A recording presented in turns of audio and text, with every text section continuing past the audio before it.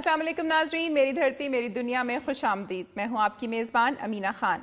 ناظرین، ملک میں صحت کے حوالے سے فراہم کردہ سہولتوں سے عوام کو شکایات ہیں۔ ناکافی سہولتوں کی وجہ سے نہ صرف بیماریوں میں اضافہ ہو رہا ہے بلکہ اس سے قیمتی جانیں بھی ضائع ہو رہی ہیں۔ آج کے پروگرام میں گجرانوالہ اور دیگر علاقوں میں صحت کی ناکافی سہولتوں کا جائزہ لیں گے۔ اس کے علاوہ تعلیم سمیت دیگر شعبوں میں عوام کو درپیش مسائل پر مبنی خبریں اور رپورٹس بھی پروگرام کا حصہ ہیں۔ جی تو ناظرین، پروگرام کا باقاعدہ آغاز کرتے ہیں اور سب سے پہلے آپ کو لیے چلتے ہیں صوبہ سندھ کی طرف اور دیکھتے ہیں سندھ سے موصول ہونے والی اہم رپورٹس اور خبریں۔ ناظرین، ایک جانب سیلاب سے متاثرہ افراد امداد کے لیے دہائیاں دے رہے ہیں اور 3.25 ماہ گزر جانے کے باوجود متاثرین کو ٹینٹ نصیب نہیں ہو سکے، اور دوسری جانب 400 خیموں پر مشتمل بستی خالی پڑی ہے اور کاغذوں کا پیٹ بھر کر کروڑوں روپے کی کرپشن کی جا رہی ہے۔ تفصیلات جانتے ہیں اس رپورٹ میں۔ سیلاب متاثرین کو 3.25 ماہ گزرنے کے بعد ٹینٹ تو نصیب ہو گئے، لیکن 400 ٹینٹوں پر مشتمل ٹینٹ سٹی تقریباً 2.5 ماہ سے خالی پڑا ہے۔ تباہ حال سیلاب متاثرین کے لیے آنے والی امداد کی رسد میں کمی تو کہیں نظر نہیں آئی، لیکن متاثرین آج بھی کھلے آسمان تلے زندگی گزارنے پر مجبور ہیں۔ سیلاب متاثرین کے لیے بنائے جانے والی 400 ٹینٹوں پر مشتمل ٹینٹ سٹی میں سناٹا چھایا رہتا ہے اور یہاں شہر بھر کا کوڑا کرکٹ پھینکا جا رہا ہے۔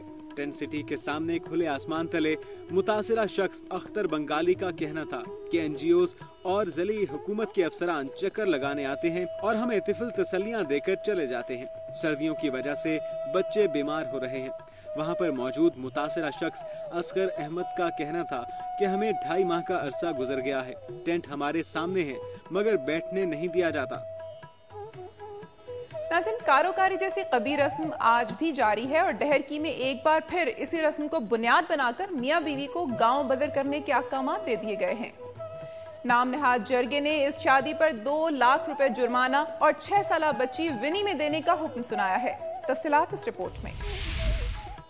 ڈہرکی میں وڈیرے نے کاری کے الزام میں میاں بیوی کو گاؤں بدر کرتے ہوئے 2 لاکھ روپے جرمانہ اور 6 سالہ بچی ونی دینے کا حکم دے دیا۔ ڈہرکی کے قریب گاؤں مٹھوشر میں وڈیرے کوڑو خان نے کاروکاری کے الزام کے تحت عورت سے شادی کرنے پر جرگہ منعقد کر کے نوجوان پر 2 لاکھ روپے جرمانہ عائد کرتے ہوئے 6 سالہ معصوم بچی ونی دینے کا حکم سنا دیا ہے۔ منظورہ شر کو اپنے سابقہ شوہر مٹھو شر نے کاروکاری کا الزام دے کر طلاق کے بعد گھر سے نکال دیا تھا، جس کے بعد منظورہ اپنے ماں باپ کے گھر ڈہرکی شہر میں رہتی تھی۔ اس نے اپنے ہی برادری کے نوجوان سے شادی کر لی، جس پر وڈیرے نے جرگہ کرتے ہوئے نوجوان ہزاروں شر اور منظورہ شر کو گاؤں بدر کرنے کا حکم سنا دیا ہے۔ وطن کارڈ کی بحالی کے لیے شہری اتحاد کی اپیل پر مٹیاری میں مکمل شٹر بند ہڑتال کی گئی اور احتجاجی مظاہرہ کیا گیا۔ مظاہرین ہاتھوں میں پلے کارڈ اور بینر اٹھا کر پیر علی شیر سرہندی کی قیادت میں سرہندی ہاؤس سے ریلی کی صورت میں شہر کے مختلف مقامات سے ہوتے ہوئے مٹیاری پریس کلب پہنچے اور احتجاجی مظاہرہ کیا۔ اس موقع پر خطاب کرتے ہوئے پیر علی شیر سرہندی نے کہا کہ حالیہ سیلابی تباہ کاریوں میں مٹیاری کے شہریوں کو کافی نقصان کا سامنا ہوا اور نقل مکانی کرنا پڑی، جن کا صلہ یہ ملا کہ حکومت نے مٹیاری کے وطن کارڈ کینسل کر دیے، جو سخت ناانصافی ہے۔ ان کا کہنا تھا کہ اگر مٹیاری کے وطن کارڈ بحال نہ کیے گئے تو احتجاج کا دائرہ وسیع کیا جائے گا۔ اور ناظرین، اب دیکھتے ہیں صبح سندھ کی چند اہم خبریں۔ ضلع گھوٹکی کے صنعتی اداروں میں مقامی افراد کو نظر انداز کیے جانے کے خلاف میرپور متھیلو میں گھوٹکی انجینئرنگ گریجویٹس ایسوسی ایشن کے ارکان 7 روز سے بھوک ہڑتال پر ہیں، لیکن ابھی تک ان کے مطالبات منظور نہیں کیے جا سکے۔ میرپور متھیلو کے بھٹائی چوک پر لگائے گئے بھوک ہڑتالی کیمپ میں ضلع بھر کے گریجویٹس نے شرکت کی۔ شہری اتحاد جے سندھ محاذ اور وکلا تنظیموں کے عہدیداروں نے بھی اظہار یکجہتی کے طور پر کیمپ میں شرکت کی، جبکہ سندھ ترقی پسند پارٹی کے رہنما جام عبدالفتح سمیجو اور نون لیگ کے اقلیتی ایم این اے ڈاکٹر درشن لال نے بھی بے روزگار نوجوانوں کی حمایت کا اعلان کیا ہے۔ اس موقع پر سندھ ترقی پسند پارٹی کے رہنما جام عبدالفتح سمیجو نے کہا کہ اگر مقامی اداروں میں مقامی لوگوں کے لیے کوٹا بحال نہ کیا گیا تو وہ ان فیکٹریوں کو گھیراؤ کریں گے، جبکہ نون لیگ کے ایم این اے ڈاکٹر درشن لال نے دنیا نیوز سے بات کرتے ہوئے کہا کہ وہ گھوٹکی کے بے روزگار تعلیم یافتہ نوجوانوں کے لیے اپنی اعلیٰ قیادت اور اسمبلی فلور پر بات اٹھائیں گے۔ 7 روز سے جاری اس احتجاج میں شامل بھوک ہڑتالی کیمپ میں تاحال کسی حکومتی اور عوامی نمائندوں سمیت کسی وزیر نے احتجاجی شرکا کی خبر تک نہیں لی۔ وفاقی وزیر مملکت جام فقیر منگریو نے الزام عائد کیا ہے کہ او جی ڈی سی ایل کی انتظامیہ ضلع سانگڑ میں مقامی افراد کو روزگار دینے کے بجائے نوکریاں فروخت کر رہی ہے۔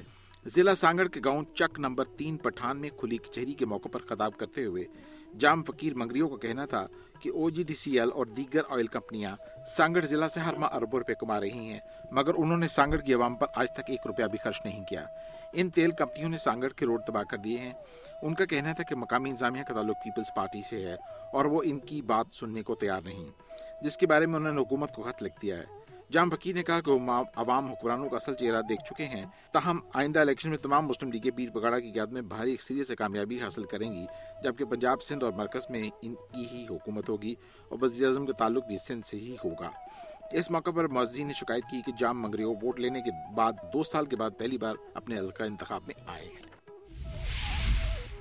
हजरत बाबा फरीदगंज शक्कर के मज़ार के बाहर होने वाले धमाकों के खिलाफ सुन्नी तहरीक जिला लाड़काना ने एहतजाजी रैली निकाली।